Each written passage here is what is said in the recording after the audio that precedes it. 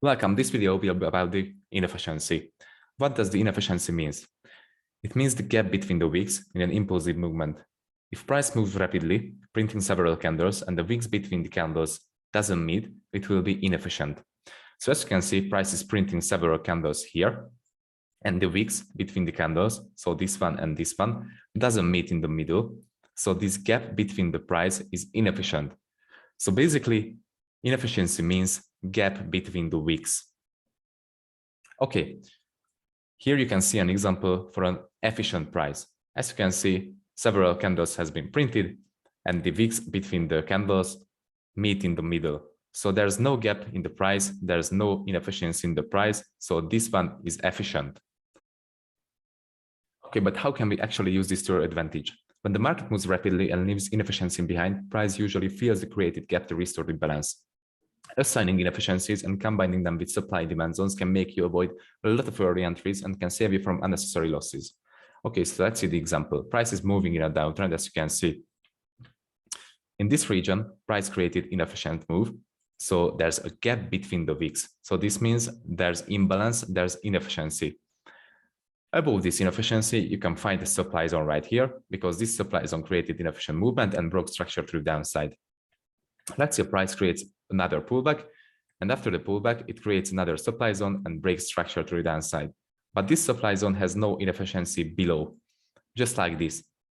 So price has a greater chance to levitate back up to this supply zone and react on this than reacting on this one. Because if there's inefficiency, it will work like a magnet. It will magnetize the price back up to that zone and fill up the gap between the wicks. So if you see something like this, one inefficiency and one efficiency, you will aim for the inefficiency because it has a greater chance to reverse the price than this efficient movement. So let's see the live example. As you can see, price is currently moving in a downtrend, so creating a series of lower lows and lower highs. Let's focus on this region. As you can see, price created a break of structure to the downside with this candle. After that, it created inefficiency, so there's gap between the wicks. This area needs to be filled. Price has a great chance to levitate back up to this supply zone, react on this supply zone, and continue the bearish trend. This is exactly what happened because price reacted on this supply zone, broke structure to the downside here. It's a break of structure and created another inefficient movement. So as you can see, inside of this supply zone, price created another supply zone, which is right here, because this supply zone caused the inefficient movement. So there's a gap between the wicks again, here and here also.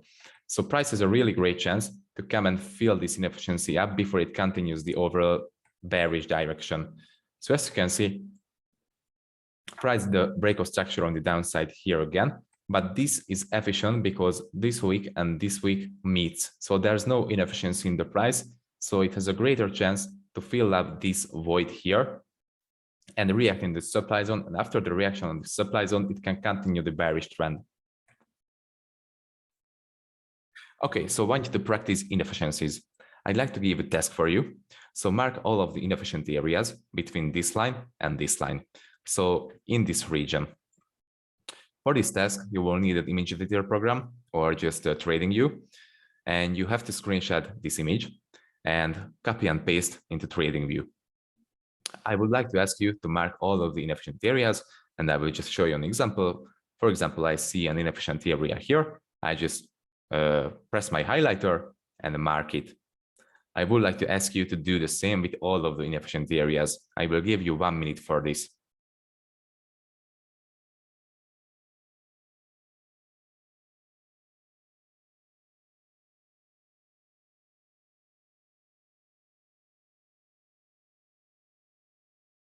Okay, so your time is over.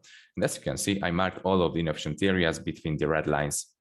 So if you see a yellow highlight, that means we have an inefficient gap there. As you can see, on all of the yellow lines, we have an inefficient gap between the wicks. So the areas are inefficient. It will take some practice to notice all of the inefficiencies on a chart. So if you watch this video, I would like to ask you to open TradingView and just practice the inefficiencies and train your eyes to see them. Okay, see you in the next video.